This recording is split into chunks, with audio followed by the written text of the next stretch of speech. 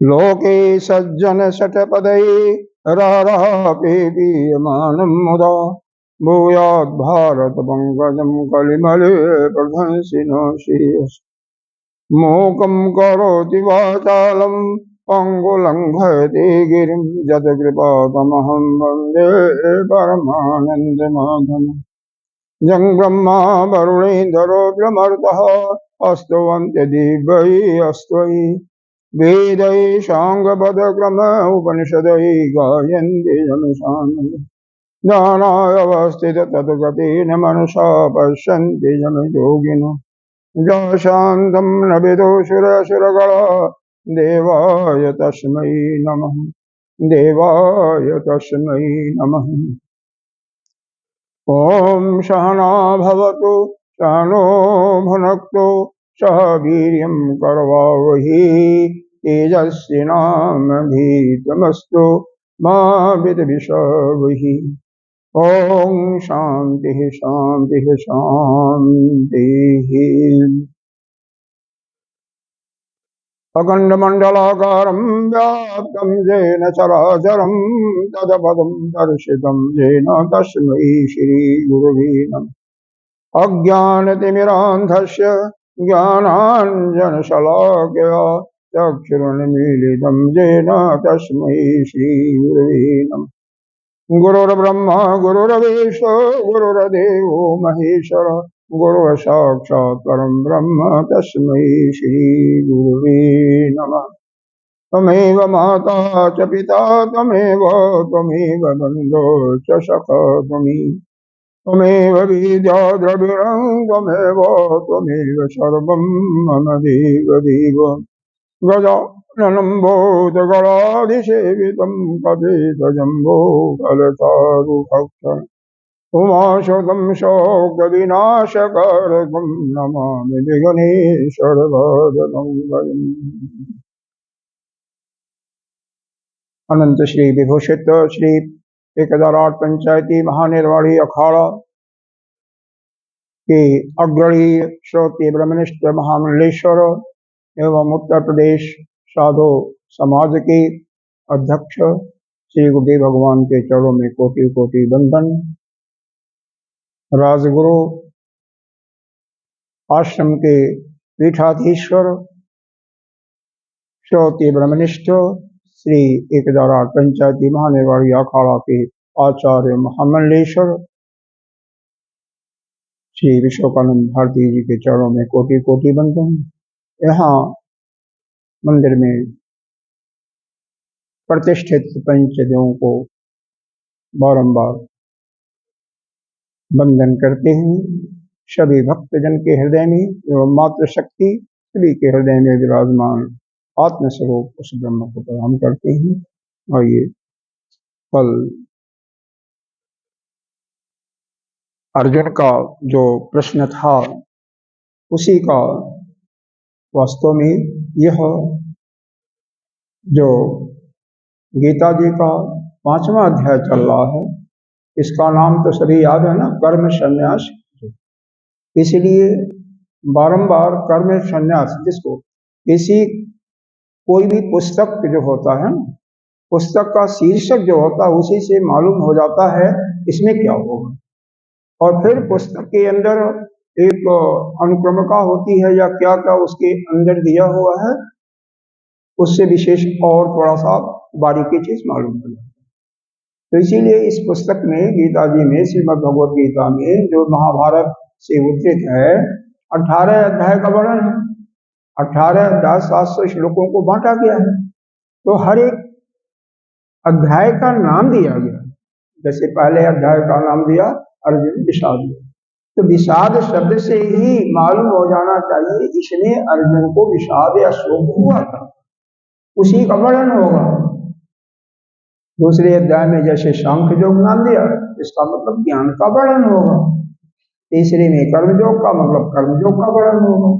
इस अध्याय में कर्म संन्यास है तो इसका मतलब कर्म के संन्यास का वर्णन होगा। इसलिए बारंबार जो भाष्यकार उसी पर फोकस डाल रहे हैं। वास्तव में जो अर्जुन का प्रश्न है, क्या प्रश्न है कि कर्म करना श्रेष्ठ है या कर्म का संन्यास करना श्रेष्ठ है। इस 5वें अध्याय का पहला श्लोक ही यही है कि संन्यासम कर्मणा कृष्ण पुनर्योगम ससंससि एतत् श्रेयम एतयो एकम तन्मे ब्रूहि सुनिश्चितम्। हे भगवान, आपने तीसरे और चौथे अध्याय में कहीं कहीं तो कर्म संन्यास योग की प्रशंसा किया और कहीं कर्म योग करने की प्रशंसा की। अर्थात एक बार आप कहते हैं कर्म करो, कर्म योग करो, और दूसरी बार कहते हैं नहीं, कर्म का संन्यास करो। तो हमें यहाँ पर द्विधा लग रहा है, दोनों में विरोधाभास लग रहा है। यह अर्जुन का प्रश्न नहीं, विरोधाभास का थर्ड पर्सन जो पूर्व पक्षी है वो कह रहा है कि अर्जुन का प्रश्न गलत।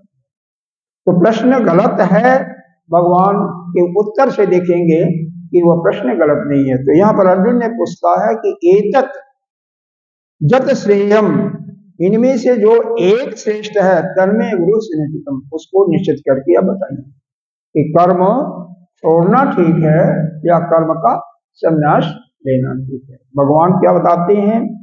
संन्यास दूसरा श्लोक है, अभी तो केवल श्लोक का ही हम बात करें, बाकी तो फिर बताएंगे, इसमें डिटेल विस्तृत विवेचना जब आएंगे इस पर करेंगे। संन्यास कर्मयोगस्य नियशेषस्य करावुभौ तयोस्तु कर्म संन्यास कर्म योगो विशिष्यते। हे अर्जुन, कर्म संन्यास और कर्म योग दोनों श्रेष्ठ कर रहे, मैंने दोनों श्रेष्ठ। यह नहीं कर रहे हैं कि कोई खराब है, दोनों श्रेष्ठ हैं। दोनों क्या कराते हैं? उसी जीव के मोक्ष का कारक है। लेकिन तयो अस्तु कर्म संन्यास कर्म योग विशिष्ट है, लेकिन उनमें से जो कर्म योग है वह कर्म संन्यास योग से श्रेष्ठ है। तो इसका मतलब भगवान ने जो अर्जुन का प्रश्न जैसे पूछा वैसे ही उत्तर दिया। तो बीच में जो पूर्व पक्षी ने प्रश्न किया कि यह अर्जुन का प्रश्न ठीक नहीं है, तो उसी पर यह विचार भाष्यकार जी विचार चिंतन कर रहे हैं और वही हम लोग 2 दिन से श्रवण कर रहे हैं। असल में यहाँ पर जो मूल प्रश्न है, मूल प्रश्न के जब गहराई में हम जाएंगे तो यहाँ पर जो संन्यास होता है, संन्यास के विषय में थोड़ा सा, हालांकि कल मैंने बताया था, उसी को एक प्रकार से सिंहावलोकन करते हुए थोड़ा सा आगे बढ़ते हैं। संन्यास 2 प्रकार का होता है। एक तो विद्वत संन्यास, जो ज्ञानी हो जाता है, ज्ञान मार्ग पर चल देता है और वह स्वतः पूर्व जन्म के कारण या गुरु के पास श्रवण मनन करते हुए, संन्यास नहीं लिया हुआ, जैसे आप लोग संन्यास तो नहीं लिए हुए, लेकिन श्रवण मनन करते हुए आप स्वतः अपने स्वरूप निश्चित हो गए, तो सब कुछ छोड़ करके अपने अपने आप ही संन्यास ले, उसको कहते हैं विद्वत संन्यास। उसमें कोई विधि का पालन नहीं किया जाता, ऐसा नहीं होता है किसी गुरु से ही संन्यास ले जाता है, बस अपना ले लिया, कोई जरूरी भी नहीं है वस्त्र बदला या नहीं बदला, जैसे है अपने मन से जो जितने भी कर्म है संसार के उन सब का त्याग करके अब केवल क्या है, केवल अपने स्वरूप में स्थित है। क्योंकि ऐसे पुरुषों का कर्ता भाव मिट गया है, शरीर से कोई ममता रह नहीं गई है, शरीर से जो कुछ कर्म होता है मन से बुद्धि से, उससे कोई उनको सरोकार नहीं है, तो अपने स्वरूप में रमण करते हैं, जो कि उनका स्वरूप है निष्क्रिय भाव। इसी 5वें अध्याय में आएगा, शरीर के निर्वाह के लिए तो कुछ करना पड़ता, कुछ कर्म ऐसे होते हैं जो कि स्वाभाविक होते रहते हैं, जैसे सांस लेना। अब बताओ, सांस लेते हो कि नहीं है? सोते रहते हो तभी सांस आती है, कोई करता नहीं है, उसमें कर्ता भाव नहीं होगा। अरे भोजन करने का भूख लगती है, अपने आप ही लगती है ना, और जिसको दवा खा करके लगाया जाता है वो तो समझो रोगी है, समय होता है भूख लग जाती है, खाना कैसे पचता है? अपने आप ही पचता है ना, उसके लिए कुछ उपाय नहीं करते हो। पलक आएगा ऐसे पांचवें इस अध्याय में, पांचवें ही नहीं इसी अध्याय में आएगा, दो श्लोक ऐसे सुंदर आते हैं कि उनका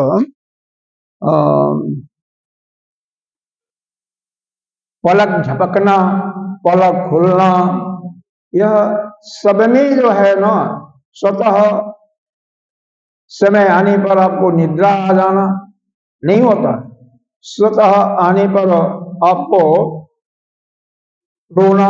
देखो पश्यन, यह आठवां श्लोक है, इसका सेकंड दूसरी अंतिम लाइन में पढ़ेंगे। पश्यन मतलब देखते हुए, किसी को देखते हैं तो आंख खोल करके नहीं देखते, अपने आप आंख खुली है देख लिया। श्रवणन सुन रहे हैं तो कोई प्रयास तो नहीं कर रहे हैं ना, बैठे हैं अपने आप ही कान में जा रहा सुन रहे हैं। स्पर्शम किसी को स्पर्श कर रहे हैं। जिघ्रन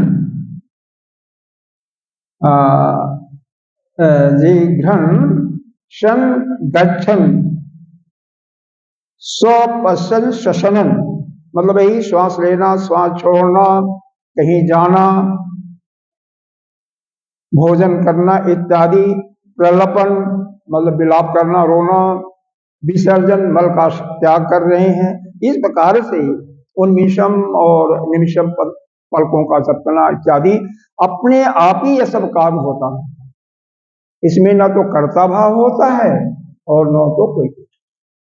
हाँ, प्राणायाम करते हैं तो जानबूझ करके श्वास को रोकते हैं, तो वहां पर थोड़ा सा आप प्रयत्न करते हैं, नहीं तो सारी क्रियाएं, कई क्रियाएं हैं इस शरीर की अपने आप होती रहती है, तो उसमें कर्ता भाव नहीं होता। उसी प्रकार से जो अपनी आत्मा में स्थिर हो गया है, यानी अपने स्वरूप में स्थिर हो गया है, शरीर से उसका नाता बिल्कुल टूट गया है, शरीर है उसका, भूख भी लगती है, खाता पीता सब कुछ है, आप जैसे ही दिखाई देगा, कर्ता भाव उसका मिट गया, कृतकृत्य हो गया है, जो करना था कर चुका, नहीं करना था। तो वह जो है, वह जो संन्यास लिया उसको विद्वत संन्यास कहते हैं, नहीं भी लिया तो भी, तो उसके लिए कुछ कर्म करने की जरूरत नहीं, वह कर्म संन्यास का उसके लिए कोई जरूरत नहीं है, वह तो अपने आप ही सन्यासी हो चुका है। तो यह स्पष्ट इसलिए किया जा रहा है कि प्रश्न जो था उसमें यह नहीं था किसके लिए प्रश्न किया गया, तो उसके लिए कोई संभव ही नहीं है। ऐसा जो ज्ञानी हो चुका है, जो अपने आत्मा में रमण कर रहा है, उसको जो शरीर के निर्वाह के लिए जो जरूरत है वो करता रहेगा, शरीर के लिए जो आवश्यक है उनको वह करता रहेगा, स्वतः होता रहेगा, लेकिन वह स्वयं कुछ नहीं करता। भोजन करता है तो भी, अब कई लोग ऐसे होते हैं बचपन में कोई मंत्र याद कर लेते हैं, महीनों जाप करते रहते हैं, जैसे हनुमान चालीसा का ही ले लीजिए, कोई सुंदरकांड याद कर लिया, वो लगातार करते रहते हैं, तो कुछ दिनों के बाद, महीना 2 महीना आप लगातार कर रहे हो ध्यान दे करके, तो आप ध्यान दो न दो अपने आप ही मन से निकलता रहे, वही से निकलता रहे। जो पढ़े होंगे टेबल वगैरह जो बचपन में पहली क्लास में या यूकेजी एलकेजी अब तो हो गया, उसमें जो रटा दिया जाता है बच्चों को, बाद में अपने आप ही होता रहता है, वो प्रयास नहीं करता,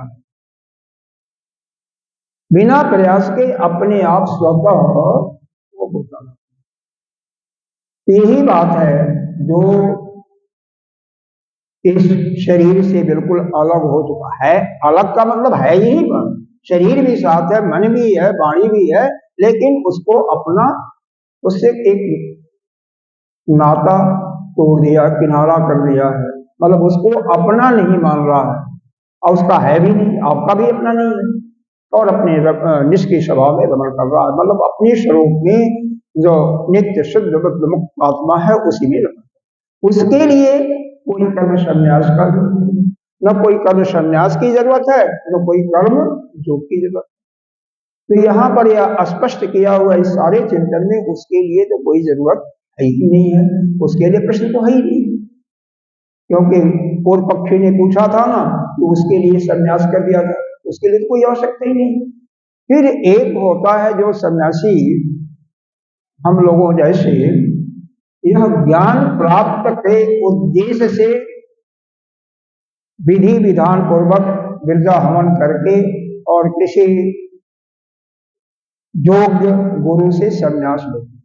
अभी देखा होगा नहीं तो कभी कुंभ होता है, जैसे इस साल प्रयागराज का, तो देखेंगे वहां पर सैकड़ों लोग, अखाड़े के लोग, हर एक अखाड़े के संन्यास लेते हैं।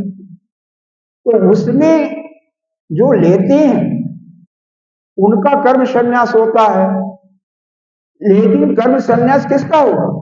जो गृहस्थी है उसका हुआ ना। मतलब जो घर का काम करते थे, नौकरी करते थे, इत्यादि करते थे, व्यापार करते, उसका तो छोड़ा, लेकिन जो भजन है उसके बाद दूसरा काम तो दे दिया गया ना, भजन करना, जाप करना, ध्यान करना, तो बिल्कुल तो कर्म का संन्यास नहीं हुआ। तो उसकी भी चर्चा इसलिए नहीं है कि उसमें भी जो वर्ग इस ज्ञान प्राप्ति के रास्ते पर चल देते हैं उनके लिए भी कुछ नहीं है कर्म संन्यास की। अब कह सकते हैं, लेकिन वह पूरा संन्यास नहीं हो रहा उनका भी। मतलब एक काम को छोड़ा दिया गया, दूसरा काम पकड़ा दिया गया, और चूंकि वह काम ज्यादा कठिन है, मान लीजिए अभी आपको सुबह कहा जाए कि 1 घंटा सवेरे ध्यान करो, 1 घंटा शाम, तो मन बिल्कुल क्या शांत रहेगा? बहुत मुश्किल होता है, बहुत मुश्किल। जो स्वाभाविक आप कर्म करते रहते हो, जैसे पूजा पाठ या जो रसोई बनाते होंगे रसोई का, वो बिना प्रयास किए हुए स्वभावतः हो जाता है। सुबह से ध्यान दो, जिस समय जो जिसकी आदत पड़ी हुई है, 4 बजे जगने की, 6 बजे जगने की, 7 बजे, 5 बजे, जब भी कोई जगता है, आप अलार्म लगाओ ना लगाओ, कोई विशेष परिस्थिति ना हो, शरीर जैसे खराब हो गया या कोई अन्य बहुत लेट सोए थे उस दिन, तो उस समय अपने आप नींद टूट जाएगी, और जितने भी कर्म हैं आपके बच्चों के सब अपने आप होते रहते हैं। बच्चा को स्कूल जाना है, बिना शुरू में तो कहना पड़ता, बाद में अपने आप ही बस्ता उठाएगा, जो कुछ नाश्ता मिला मिला, नहीं तो चला गया। जो व्यापार में जाना है वो अपने चले गए, सब अपने आप होता रहता है, स्वभाव होता। अब उसको जब छोड़कर बैठने के लिए शांत कहा जाता है, तो वहां पर समस्या होती है। जाप करने के लिए भी 5 माला 3 माला तो कर देते हैं, लेकिन लगातार 2 घंटा करना हो तो मुश्किल। तो इसको यहां पर यह कहा जा रहा है कि वह जो है, यह जो कर्म संन्यास की बात है, एक काम को छोड़ करके दूसरे कार्य में लगा दिया गया, उसके अपेक्षा जो कुछ भी नहीं करता उसके लिए कर्म करना श्रेष्ठ बताया। क्योंकि इसमें भी 2 भेद हो जाते हैं, कल बताया था, जो संन्यास लेते हैं उसमें भी 2 भेद हो जाता है। एक तो इस रास्ते पर चलते हैं, कौन रास्ते पर? ज्ञान प्राप्त करने के रास्ते पर, श्रवण मनन स्वाध्याय ध्यान पूजा पाठ इत्यादि इसी में रमण करते रहते हैं पूरा अपना, या आश्रम का कोई सेवा हो। दूसरे जो है सब कर्म छोड़ देते हैं, क्योंकि इस कर्म जो भी हम करते हैं कोई न कोई पाप भी होता है। जैसे सफाई कर रहे हैं, यहाँ पर झाड़ू लगा रहे हैं, कुछ कीड़े मरते हैं नहीं मरते हैं, या क्या बाथरूम में नहाते हो, वो करते हो, कुछ भी करते हो, तो भी कुछ कीड़े मरते हैं नहीं मरते, उससे पाप होता है कि नहीं होता? तो इनके डर से अब जैनी सन्यासी को लोग लेंगे तो पैदल चलते हैं, कुछ पहनते नहीं है, और बड़े देख देख के चलते हैं कि कोई चींटी इत्यादि पैर के नीचे ना आए। यहाँ पर भी पट्टी बांध देते हैं। क्यों? हम मुंह से बोलेंगे, जैसे यहाँ से हम बोल रहे हैं, यहाँ पर कोई इतनी सूक्ष्म कीटाणु होते हैं ना, इनके प्रभाव से वो नष्ट हो जाते हैं, मृत्यु हो गई। तो उनका पाप लगेगा ना? नहीं लगेगा, पता नहीं चलता, लेकिन स्वाभाविक हो रहा, क्रिया हो रही है। तो इसके डर से अब कुछ करना नहीं चाहता, वो छोड़ करके कि कुछ नहीं करना, किसी मंदिर मिला या कोई आश्रम मिला वहां बैठ गया, तो भी उसके प्रारब्ध बस, या दो चार भगत आ गए, उसको खाने पीने का दे दिया और वही खा रहा है, भगवान का भजन भी नहीं कर रहा, ज्ञान प्राप्त करने के रास्ते पर नहीं चल रहा। तो उसके लिए वास्तव में यह यहाँ पर जो प्रश्न है अर्जुन का स्पष्ट है, उसके लिए अर्जुन भी चाहता है मैं युद्ध को छोड़ करके यहाँ जा करके जंगल में बैठ जाऊं, उसके लिए है कि कर्म करना, कर्मयोग श्रेष्ठ है, किससे? सब कर्मों को छोड़कर। जो ज्ञान प्राप्त किया हुआ योगी है विद्वत, उसके लिए नहीं है, और जो उस रास्ते पर चल रहा, जैसे आप लोग इस रास्ते पर चल रहे हैं, तो इसके लिए नहीं है, बिल्कुल ठल्ला बैठा हुआ है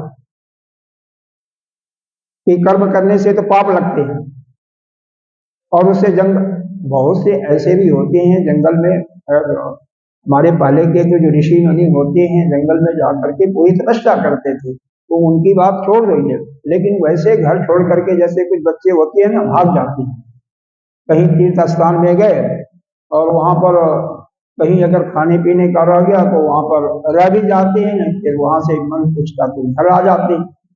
तो ऐसे लोगों के लिए हो रही है कि जो जो कर्म करना चाहिए उनमें उनका मन नहीं लगता, उसको छोड़ करके कोई बहाना बना करके इससे तो पाप लगेगा, यह लगेगा, और कुछ नहीं करते हैं, केवल अपना पेट पालते हैं।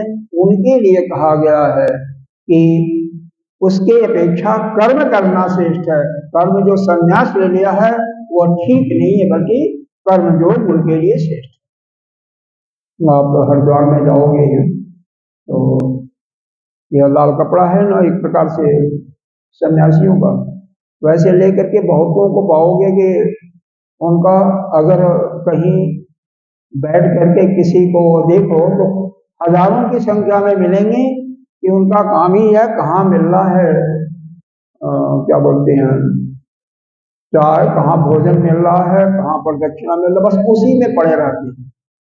और जाकर के तो उनके लिए है कि बेकार में सब कुछ जो छोड़ा है वो गलत छोड़ा है, तो कर्म करना ठीक है ना, कौन सा कर्म करना, यही भजन है, यज्ञ है, तप है। तो इस पर सारा डिस्कशन जो है, सारा का सारा चिंतन इसी पर। भाई एक काम कोई कर रहा है तो उसको छोड़ करके दूसरा काम दिया जा रहा, सारा काम नहीं छुड़ाया जा रहा। एक बार जब वो ज्ञान हो जाएगा तो उसको छोड़ेगा, अभी केवल कुछ को छोड़ करके कुछ पकड़ा दिया गया, यही। लेकिन पूर्व पक्षी के मन में ऐसा है कि पूरा छोड़ा दिया जा रहा है, और फिर जो ज्ञानी है उसका कर नहीं कर सकता। और जो इस रास्ते पर चल रहा है, यहाँ पर थोड़ा सा यह भी एक दिक्कत है, हर ग्रंथों में मिलेगा, चाहे रामायण देख लीजिए, रामचरितमानस, श्रीमद् भगवत गीता, कोई भी उपनिषद, एक ही शब्द का अर्थ अलग अलग स्थान पर उनसे प्रकरण के अनुसार अलग अलग अर्थ होगा, इसीलिए अपने आप पढ़ करके उसका सही अर्थ नहीं लगा। जैसे आत्मविद, यहाँ पर ज्ञानी का, आत्मविद का मतलब जो आत्मा को जान गया, तो एक ज्ञानी के लिए। लेकिन जो इस रास्ते पर चल रहा है, जैसे आप ही लोग मान लो चल रहे हैं, इसमें लगातार कई वर्षों से कर रहे हैं, या जो निरंतर सब कुछ घर द्वार छोड़ करके इसी पर जुड़ा हुआ है, उसको भी आत्मविद कहते हैं। जैसे डॉक्टर को डॉक्टर कहेंगे, और जो दूसरे तीसरे साल में पहुंच जाता है, चौथे साल में, उसको भी डॉक्टर कहा जाता है, उसको भी रजिस्ट्रेशन का नंबर दे दिया जाता है, उसको भी किसी रोगी को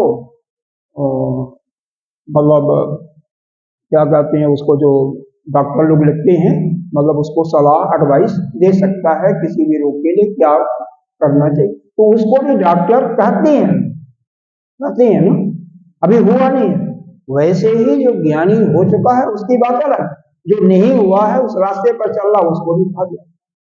अरे आत्मा शब्द का उपनिषद में आत्मा किसको अभी कब बताया जा रहा है?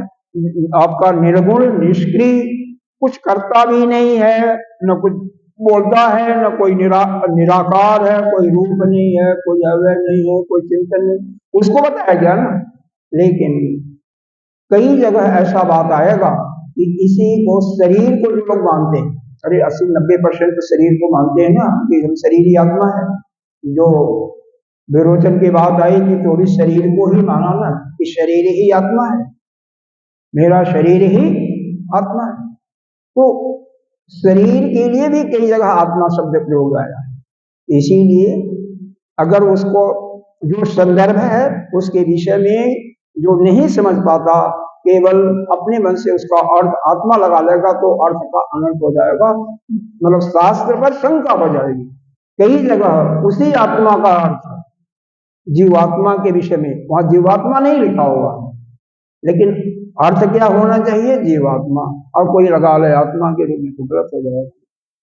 तो इसलिए एक ही शब्द का इन सभी शास्त्रों में, एक शास्त्र में केवल गीता जी में नहीं, जितने भी शास्त्र हैं, एक ही शब्द का अर्थ भाव के अनुसार अलग अलग होता है। और वह अगर एक ही अर्थ आप लगाइएगा तो बिल्कुल शास्त्र के प्रति शंका हो जाएगी, क्योंकि गलत हो जाएगा शास्त्र का जो उद्देश्य है। जो इस चीज को अच्छी तरह से, इसीलिए स्वाध्याय बिना अच्छी तरह से समझे बुझे नहीं किया जा सकता। यह बात समझ में रखना, तो फिर आगे कोई चिंता नहीं होगी। वास्तव में जितना भी है उसका मूल उद्देश्य यही है, किसके लिए कहा गया है, समझ में तो आ ही गया होगा। अब देखिए इसमें जो भाष्य लिखा होगा उसके हिसाब से बता देते हैं। कल यहाँ पर समाप्त किया गया था। आप लोगों के पास तो यह भाष्य की किताब नहीं है ना, किसी के पास नहीं है कि है? नहीं, वो तो छोटी सी नहीं, उसमें नहीं है ना। यह देखो, एक तो यह पुस्तक है, ठीक है, इसमें कई प्रकार की पुस्तकें आती हैं। गीता प्रेस से ही, जो ये भी गीता प्रेस की छपी हुई, गीता प्रेस की जो पुस्तकें हैं ना, इससे थोड़ी बड़ी आती है, उसमें अर्थ भी दिया जाता है। उसमें यह होता है कि विश्व सहस्रनाम स्तोत्र इसमें है, उसमें नहीं है।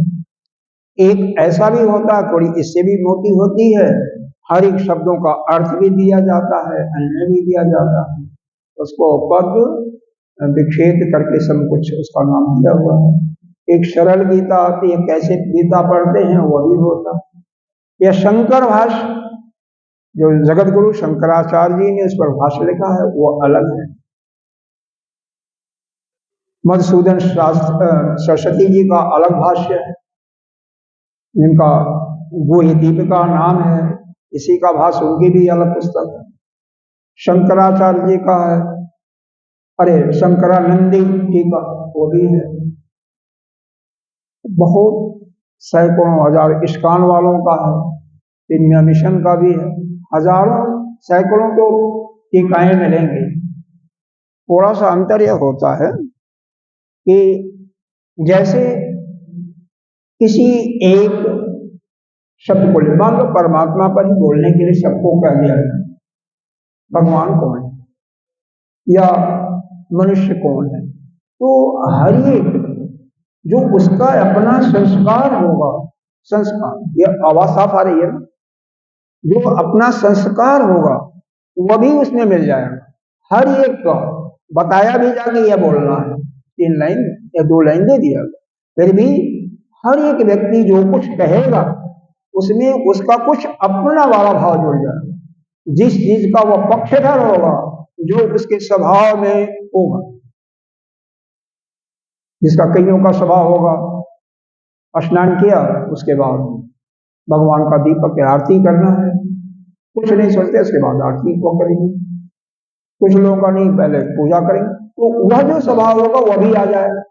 जो भक्ति लाइन के होंगे भक्ति का पुट आ जाएगा उनके बोलने में, ज्ञानी के होंगे तो ज्ञान का पुट आ जाएगा, योग के होंगे तो योग का पुट होगा, कर्म सिद्धांत पूर्वमीमांसा यानी यज्ञ इत्यादि के होंगे तो उसका पुत्र होगा। इसी प्रकार से हर एक विवाहों में अपने अपने मत के अनुसार, अपने मत नहीं थे बल्कि अपने स्वभाव के अनुसार उसमें अलग अलग कुछ दिखाई देगा। क्योंकि ये स्वामी जगत गुरु शंकराचार्य जी जो भगवान शिव के अंश से ही माने जाते हैं, जानते हैं 16 साल की अवस्था भगवान ने दिया था शिव जी ने इनके पिताजी को, जो शंकर जी की अद्वितीय भक्त थे, संतान की जरूरत थी तो 16 उन्होंने पूछा था भगवान ने। केरला एक स्थान है, जानते हैं केरला का नाम सुना होगा, तो केरला में ही एक गांव में रहते थे इनके पिताजी, शिव के अनन्य भक्त थे। उन्होंने प्रार्थना तो सबको चाहिए ही, तो करते ही हैं। तो भगवान ने कहा देखो 2 प्रकार के पुत्र मैं उनमें से जो तुम्हें एक पसंद है वो दे दूंगा। क्या? एक तो कम आयु का लेकिन ज्ञानी होगा वो, लेकिन आयु उसकी थोड़ी सी होगी, साल नहीं बताया। दूसरा हम ऐसा पुत्र दे सकते हैं जो कि पूरा 100 साल तक जिंदा रहे लेकिन मूर्ख होगा, मतलब ज्ञान वगैरह उसके अंदर नहीं होगा। कैसा पुत्र तुम्हें चाहिए? सपने में दिया। उन्होंने कहा पुत्र की आयु थोड़ी हो, ठीक है, लेकिन ज्ञानी। तो भगवान स्वतः अपने अंश से इनके स्वरूप में आए थे। यही स्वामी शंकर जगत गुरु शंकराचार्य के नाम से 16 साल की अवस्था इनकी आयु दी गई थी, सिर्फ 16 साल। 7 साल में इनको चारों वेद याद हो गया था। 100 साल से सब कुछ याद था। हम लोगों को तो अभी भी नहीं याद है, गीता जी पूरा नहीं याद है, वो याद होता है भूल जाता, क्या करें। इतनी प्रखर विद्धि थी इनकी। 7वें 8वें साल में संन्यास ले लिया, पिताजी का डेथ भी हो गया था, मृत्यु भी हो गई थी। केवल माँ का पालन करते, माँ को भी छोड़ करके चले जाते हैं। माँ बहुत करती है, अरे बहुत बहुत घटनाएं हैं, उस पर जाएंगे तो फिर कभी शंकराचार्य जी का जन्मदिन होता है जो मनाते हैं वैशाख शुक्ल पंचमी को, जगत गुरु शंकराचार्य जी की जयंती मनाई जाती है। तो उस समय पर अगर कभी रहने का होगा तो बताएंगे उसका डिटेल, या कभी खाली समय होगा तो। इनकी आयु फिर 32 वर्ष की हुई। उस समय तक 16 साल में बहुत कुछ टीका लिख चुके थे। यह एक भाष्य लिख रहे थे ब्रह्मसूत्र पर। ब्रह्मसूत्र इस ज्ञान मार्ग का सर्वोच्च ग्रंथ है, उत्कृष्ट ग्रंथ है, जिसको लिखने वाले दो ही वेदव्यास भगवान के 24 अवतारों में से। एक दिन यह गंगा स्नान करके आए तो इनका जो आसन था, किसी का आसन अगर बिछा हुआ तो दूसरा कोई नहीं बैठता, बहुत विशेष ही कोई होगा तो बैठ सकता है। तो भगवान व्यास मुनि कैसे थे? काले थे, मत्स्यगंधा से पैदा हुए थे ना, वो जैसे माँ होती है तो पिता होते हैं, पिता तो वशिष्ठ के पौत्र थे, उससे पैदा हुए थे, लेकिन माता जैसी थी उसके अनुसार उनका शरीर था, मोटा तगड़ा और ऐसे थी। देख करके आश्चर्य होते हैं, फिर बैठ जाते हैं। देखते हुए फिर आते हैं शंकर जो व्यास जी बैठे थे। अभी इन्होंने प्रणाम नहीं किया था, उनको प्रणाम नहीं किया था, क्योंकि बिना कहते हैं बिना समझे कोई ब्राह्मण को या संत को प्रणाम नहीं करता। ये तुमने भाष्य लिखा है, एक उसमें था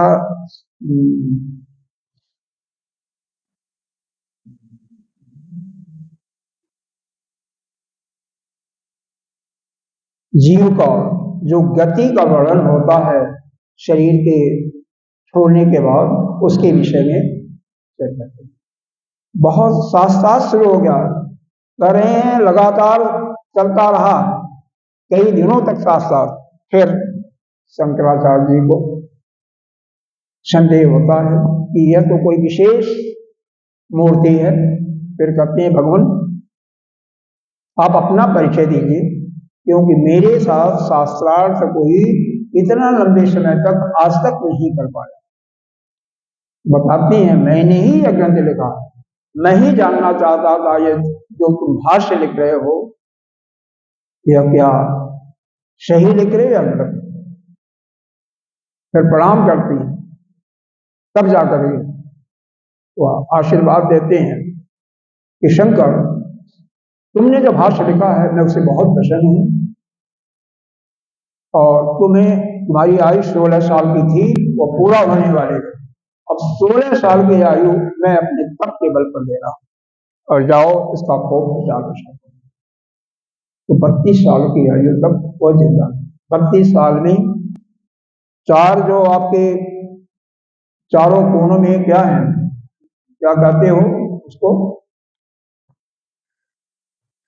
जैसे द्वारिका धाम कहते हो ना, इनके चार मठ अलग अलग एक एक मठ भी हैं। द्वारका है, जगन्नाथपुरी है, बद्रिकाश्रम है और रामेश्वरम है। चारों की उन्होंने स्थापना किया। अरे बद्रीनाथ की मूर्ति तो एक तपकुंड था उसमें डाल दिया था, या जब अंग्रेजों का वो हुआ था तो उसमें से उतार करके उन्होंने भी स्वतः उसको वो किया, करवाया, प्रतिष्ठापित करवाया, उसका सारा काम किया। हर जगह चारों पर एक एक, चारों के लिए अलग अलग मठ बनवाए, सभी शास्त्रों पर भाष्य पूरा किया, पूरे भारत के या विश्व में भ्रमण करके शास्त्रार्थ करके, जब हमारा देश विशेष करके बौद्ध मत में जा रहा था, उसके अनुसार सनातन धर्म का ह्रास हो गया था, उसकी प्रतिष्ठा कायम किया बहुत। तो उनके शरीर से भी स्वाभाविक रूप से काम होने लगा ना, तभी दोनों हर एक को अगर स्वयं करते तो कैसे संभव होता इतने कम आयु में। 32 साल तक देखो, कई लोग तो ये जो शिक्षा है उसी प्राप्त करने में 28-30 साल लगा ही देते हैं। जितनी सबकी लग जाती है, लेकिन उनकी बात तो इसीलिए तो मैं कह रहा हूं स्वभाव हो गया था। तो ऐसे ही जिसके स्वभाव में जो उतर जाएगा ना, उसके लिए कुछ कहना नहीं है। अब जिसके स्वभाव ही हो गया ज्ञान प्राप्ति का, उसके लिए कोई बात नहीं। लेकिन जो संन्यास भी ले लिया लेकिन उस मार्ग पर नहीं चल रहा, वो तो आप लोगों से भी बहुत बदतर है कि नहीं। तो बात उसकी हो रही है। अर्जुन के मन में भी यही था कि मैं युद्ध छोड़ दूं और चला जाऊं। तपस्या ठीक है, तपस्या क्या करेगा वो बात अलग है, क्योंकि भगवान जानते थे यह क्षत्रिय है, अगर इसको कोई मारने आएगा या इसके सामने कोई किसी के साथ दुर्व्यवहार करेगा तो वहीं पर शस्त्र उठा लेगा। जो भी जिसका स्वभाव होता है जल्दी नहीं जाता। इसलिए भगवान ने कहा था तेरे लिए क्या है, कर्म योग ही श्रेष्ठ। इसीलिए कहीं आया है इसी में तीसरे अध्याय में सर, तू खड़े हो जाओ और युद्ध के लिए तैयार हो जाओ। उस समय तो युद्ध के बीच में ही तो खड़े थे ना, भगवान सुना रहे थे, बारंबार यह शब्द आया है उत्तिष्ठ भारत, खड़े होकर के जो 10 भारत युद्ध के लिए तैयार। चलिए, तो यहाँ पर दो चीज आया, कल शायद जिक्र किया गया था, मिथ्या ज्ञान और विपरीत ज्ञान और एक ज्ञान। आत्मविदो निवृत्त मिथ्या ज्ञान ताप विपर्य ज्ञान मूलस्य कर्म योगस असंभव। जो ज्ञानी होता है, आत्मविद का यहाँ पर ज्ञानी से अर्थ लिया हुआ है, ज्ञानी के अंदर जो मिथ्या ज्ञान आ जाता है, तो ये मिथ्या ज्ञान और एक सम्यक ज्ञान। सम्यक ज्ञान मतलब शुद्ध ज्ञान। शुद्ध ज्ञान उसी के पास होता है जो अपने स्वरूप में रमण करने लगता है। तो यह दोनों एक दूसरे के बिल्कुल विपरीत है, क्योंकि मिथ्या ज्ञान कौन करता है, जैसे हम लोग हैं, शरीर को अपना मान लिए हैं, मन बुद्धि को अपना मान करके जो इस शरीर से मन से बुद्धि से कर्म होता है उसको हम कर्ता मान लेते हैं। उसको मिथ्या शब्द भगवान ने, शंकराचार्य ने दिया मिथ्या शब्द, या दूसरे शब्दों में कहिए विपरीत अलग, विपरीत का थोड़ा सा अर्थ अलग होता है, कल बताया था। तो यह दोनों का एक साथ संभव नहीं।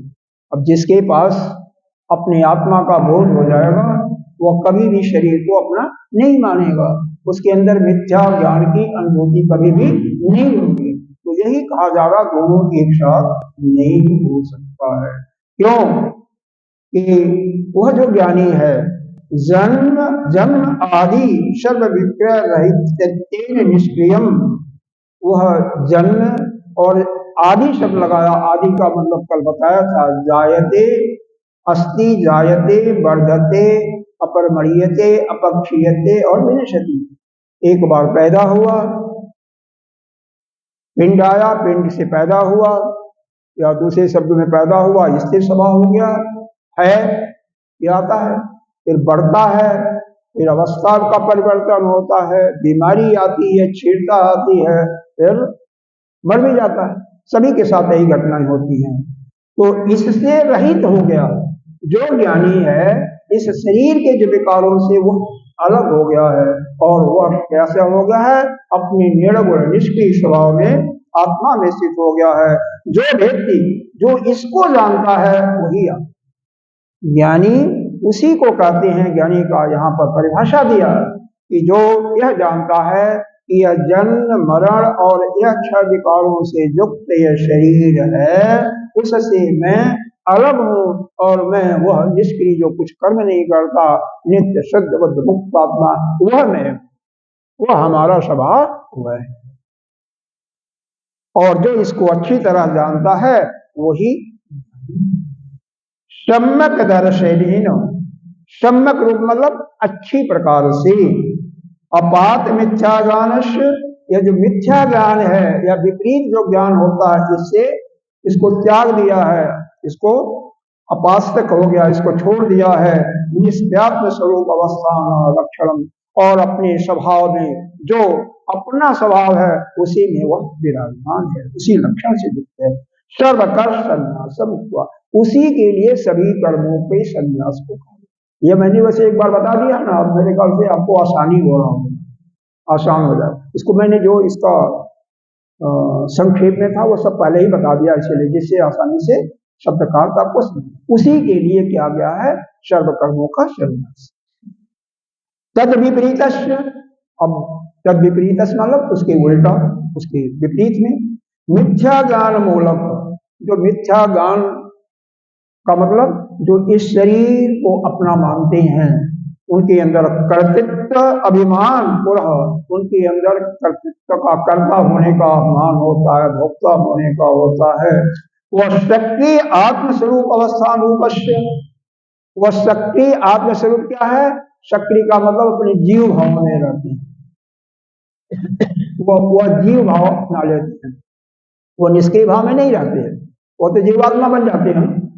भाई जो भी कर्ता मानेगा अपने को, भोक्ता मानेगा, इस शरीर से संबंध रखे, वही तो जीव है, उसी को तो दुख और सुख होता है, उसी का दो जन्म और मृत्यु होती है, उसी की अवस्था का परिवर्तन होता है। अब बाकी जो अपने स्वभाव में चला गया उसका कुछ भी नहीं होता है, वह तो जन्म मृत्यु के बंधन से मुक्त हो जाता है। तो उसके लिए कर्म योग यह शास्त्र, उसी के लिए इस शास्त्र में कर्म योग का वर्णन किया। ज्ञानी के लिए तो कोई नहीं मतलब है, लेकिन जो जीव भाव में है, जो इस शरीर को अपना मान रहा है, इससे होने वाले कर्मों को अपना मान रहा है, इससे होने वाले संबंधों को अपना मान रहा है, और उनके दुखों में सुखों में दुखी और सुखी हो रहा है, उसी के लिए कह रहे हैं कर्म योग का वर्णन किया गया। तत्र तत्र जहां जहां भी किया है, आत्मस्वरूप निरूपण प्रदेश सम्यक ज्ञान मिथ्या ज्ञान तत्काल विरोधात अभाव प्रतिपादतः, वहां वहां सम्यक ज्ञान का वर्णन करते हुए ये मिथ्या ज्ञान का प्रतिपादन किया गया है कि यह मिथ्या ज्ञान के अभाव का वर्णन किया है। मतलब जगह जगह इसी गीता जी के अंदर जहां पर आत्मा का वर्णन किया गया है वहां पर स्पष्ट रूप से बताया गया कि उसके अंदर मिथ्या ज्ञान का अभाव है। मतलब वह शरीर को, मन को, बुद्धि को अपना नहीं मानता है। जसमात मतलब जिसका, इसलिए तस्मात इसलिए आत्मविदो जो ज्ञानी है, निवृत्त मिथ्या ज्ञानस्य विपर्य ज्ञान मूल कर्म योगो न संभवति उत्तम युक्तम उक्तम सात। इसलिए ज्ञानी के लिए, ये जो ज्ञानी है वह मिथ्या जो ज्ञान है, विपर्य ज्ञान है, उससे अलग हो चुका है, उसके अंदर वह नहीं है। उसके लिए कर्म योग की संभावना हो ही नहीं सकती है। अब फिर पूछ रहा है, ये समझ में आ रहा ना? और फिर पूछ रहा है केशु केशु पुनः आत्मस्वरूप प्रदेशु आत्मविदा कर्माभाव, किस किस स्थान पर गीता जी में वर्णन किया गया है, तो कहां कहां यह वर्णन किया, आत्मा का स्वरूप का निरूपण किया गया है। भाई आपसे भी कहा जा, प्रश्न होना चाहिए कि जहां जहां आत्मा शब्द का वर्णन किया गया है वहां वहां वहां पर मिथ्या ज्ञान का भी अभाव बताया गया है। तो कहां कहां किया गया है तो बता रहे हैं। देखो गीता जी के दूसरे अध्याय में आया है, अविनाशी तो तद विद्धि जेन इदम सर्वम ततत। ये 11वें श्लोक के बाद में आएगा, देख लीजिएगा, 11वें से 30 के अंदर होगा। अविनाशी तो तद विद्धि, अविनाशी वह तुम क्या हो, अविनाशी तुम्हारा कभी नाश नहीं होने वाला। तद विद्धि वह मतलब आत्मा की बात हो रही है, उसी को तुम जानो जो कि जेन इदम सर्वम ततः, जिससे यह सारा ब्रह्मांड व्याप्त है।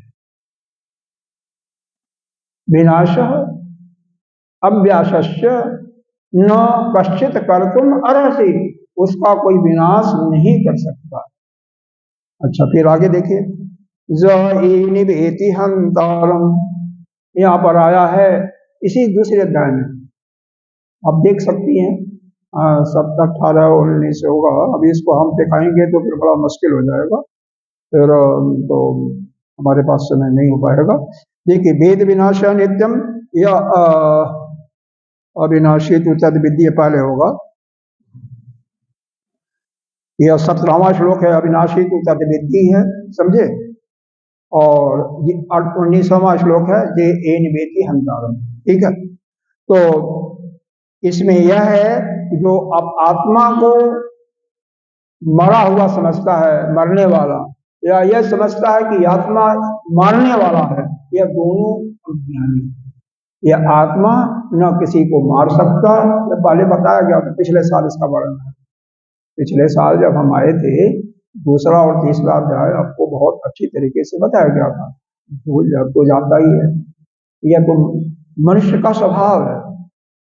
अगर यह स्वभाव भगवान ने नहीं दिया होता ना, यह अपना स्वभाव नहीं दिया होता ना, तो आदमी अभी तो थोड़ा रोता है, दुखी होता है, बहुत दुखी होता।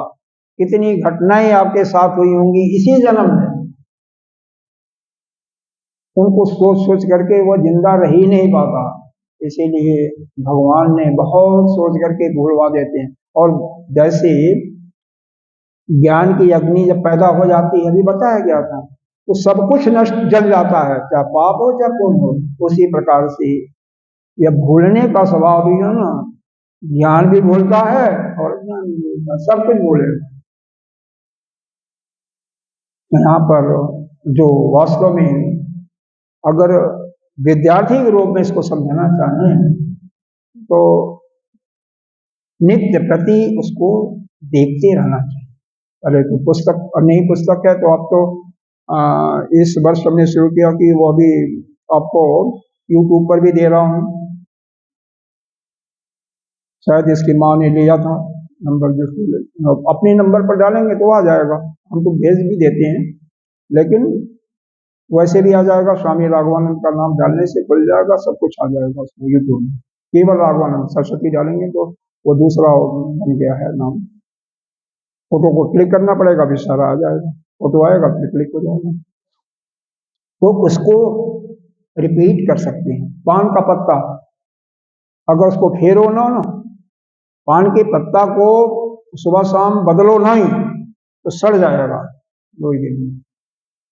उसी प्रकार से ज्ञान भी,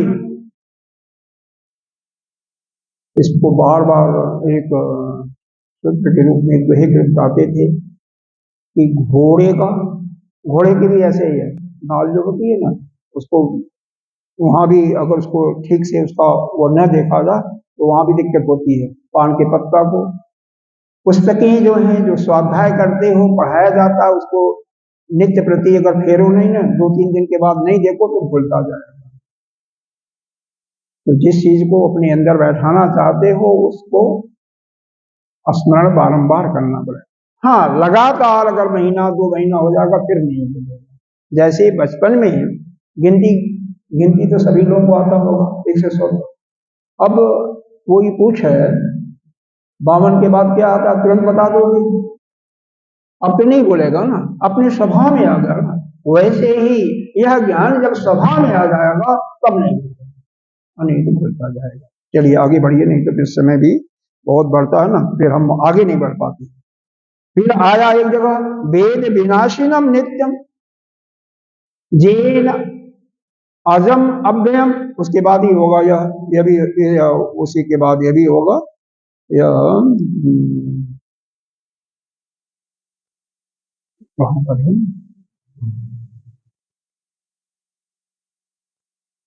वेद विनाशिन नित्यम, यह 21वां श्लोक है।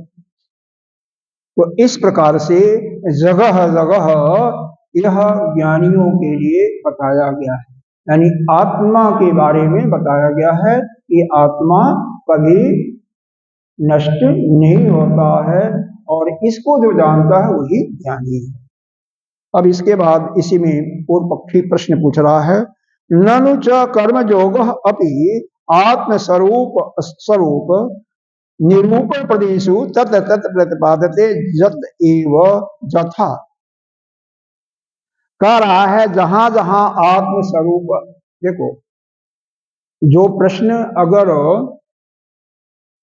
शास्त्र के माध्यम से किया जा रहा है तो उत्तर भी शास्त्र के माध्यम से होना चाहिए। जहां युक्ति के रूप में प्रश्न किया जा रहा तो उसका उत्तर भी युक्ति के रूप में। अनुभव के रूप में अगर कोई चीज बताया जा रहा तो अनुभव के द्वारा आप उसको सिद्ध कीजिए, अपने अनुभव के द्वारा। वही यहां पर बताया जा रहा है कि जहां जहां आत्म स्वरूप का निरूपण करना आप बता रहे हैं, वहीं कहीं कहीं यह भी बताया गया है तस्मात् युद्धस्य भारषः। इसी गीता जी में बताया गया है, हे अर्जुन उठो और युद्ध करो, ज्ञान का निरूपण देते हुए खोजिएगा तो पा जाएगा। इसका मतलब कर्म करने की बात भी कही गई है, यह पूर्व पक्षी पूछ रहा है। 31वें श्लोक में आया है स्वधर्म विचारकेव, फिर 47 होगा जो भी होगा, कर्मणे वादिकालस्ते मा फलेश कदाचन, ये तो बहुत प्रसिद्ध श्लोक। तो जगह जगह कर्मों की बात की गई है, कर्मयोग की बात की गई है। तो अथच कथम आत्मविदः कर्मयोग से संभव, इसलिए आप कैसे कह रहे हो? कौन कह रहा है? पूर्व पक्षी, आप लोगों में से कहिए। अब मैं बोल रहा हूं कि ज्ञानी विद्गत हो जाता है, वह कोई कर्म उसके लिए संभव नहीं है, तो आप कैसे कह रहे हो कि ज्ञानी के लिए कर्म संभव नहीं है, जबकि भगवान एक जगह तो कर्म की ज्ञान का शिक्षा दे रहे हैं और वहीं पर कर रहे हैं तस्मात् युद्धस्य भारत। तो यह कैसे? यह तो ठीक नहीं है ना, यह तो गलत आप बोल रहे हो ना। तो भगवान कह रहे हैं नहीं, ऐसी बात नहीं है, ऐसी बात नहीं है। देखिए 31वें श्लोक में देखिएगा, तो स्वधर्म विचाक्षेव न विकम तुम अर्हसि, अपने धर्म में, ठीक है ना, अपने धर्म में रह करके ही न विकम तुम अर्हसि, दूसरे के धर्म को देख करके मत डिहो। और क्या है, क्षत्रिय का क्या काम होता है? युद्ध करना ही, धर्म युद्ध करना ही उसके लिए श्रेष्ठ होता है।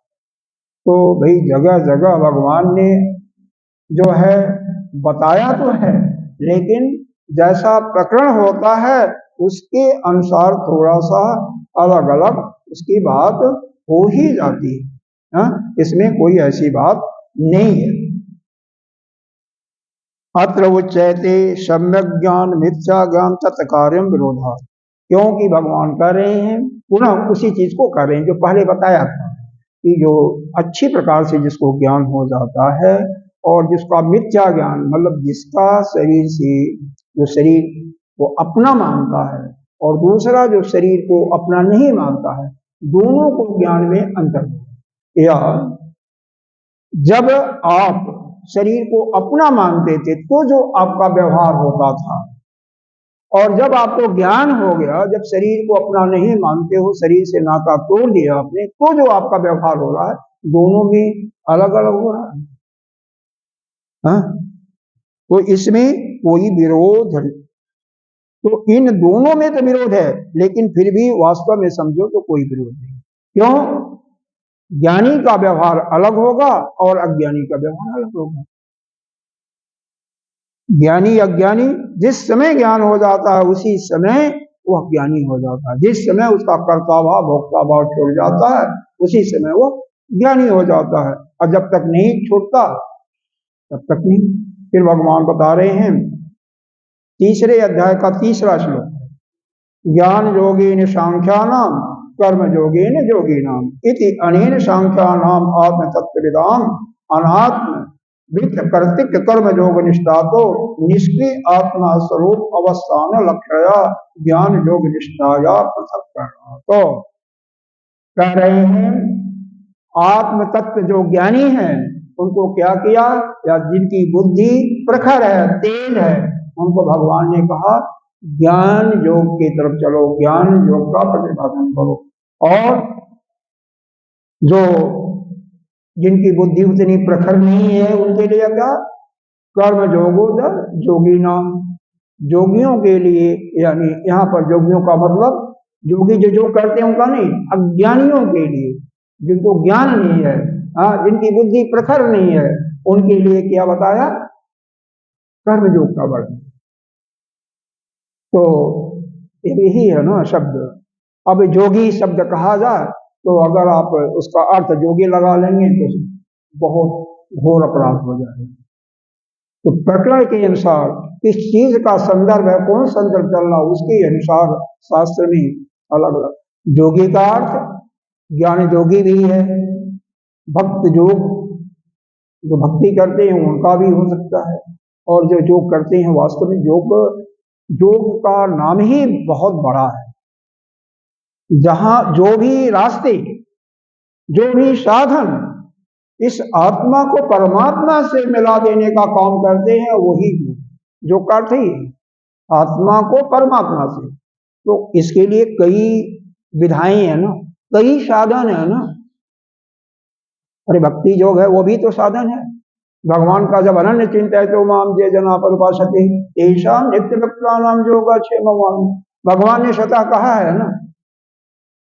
और अपने भक्त को किसको खाली दिए, अरे मीरा बाई को देख लो जो कि अभी तुम्हारे ही राजस्थान में थी, मेवाड़ में तो थी, 500-600 800 कितना हो गया 2400 2024 चल रहा है, 500-600 साल हुआ होगा, 1575-80 के रूप में थी, 5-6 साल हुआ होगा। भगवान में द्वारकाधीश में सशरीर प्रवेश कर गई नहीं कर गई। तो भाई जिसका अब यह है कि बिल्कुल उसमें जो रम गया, पराकाष्ठा जिसको भक्ति की हो गई, उसी के लिए भगवान प्रभुपाद जी इस्कॉन के जो प्रवर्तक माने जाते हैं, जगन्नाथपुरी में जाकर के भगवान में सशरीर समा जाते हैं।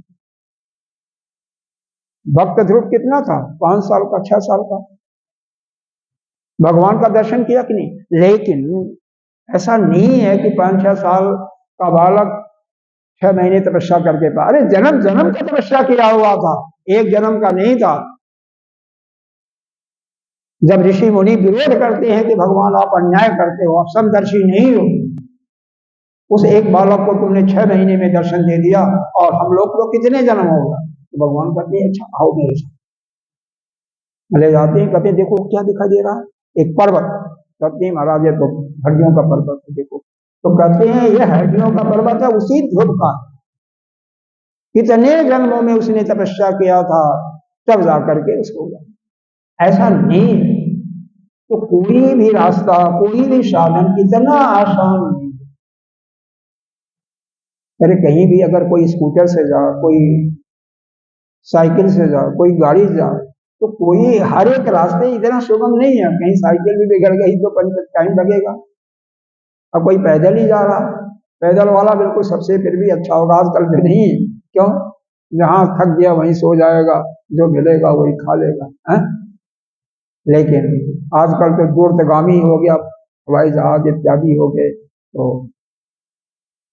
जो कई दिनों में काम हो जाते थे घंटों में हो जाते, तो वो बात अलग। लेकिन वास्तविकता तो यही है कि साधन तो अनेक हैं, हर एक साधन में एक अलग अलग प्रकार का बाधा है। उस बाधा को जो पार कर सके वो ठीक है। तो जिसके लिए जो उपयुक्त हो, जो उचित हो, वही ठीक। जो रास्ता जिसको अच्छा लगता है वही ठीक है, हा? साथ ही साथ कुछ आपस में समुच्चय करके भी करो ना। समय हो गया, आदेश हो गया, बस बंद कर रहे। जो जैसे भक्ति भी कर रहे हो, जाप भी कर रहे हो और श्रवण भी कर रहे हो, दोनों का समुच्चय हो गया ना। तो साथ साथ कुछ कर सकते हैं, जाप भी कर सकते हो, ध्यान भी कर सकते हो और श्रवण मनन भी कर सकते हो। तो जो जिसकी लिए और जिसका न बुद्धि तेज है, मन भी चंचल है, उसके लिए वहां पर अष्टांग योग की बात की जाती है। तो अभी जब नियम तो उसे पालन नहीं होगा, पहले उसको खूब आसन करवाओ, प्रणाम कराओ, फिर जब नियम जो पहले आता फिर उसका पालन। इस प्रकार से हर एक के लिए अलग अलग प्रक्रियाएं की जाती हैं। जो जिसके लिए सुगम हो, आसान हो, वही ठीक है। सुनीता बेटा उसको ठीक हो। ओम पूर्णमिदः पूर्णमिदम्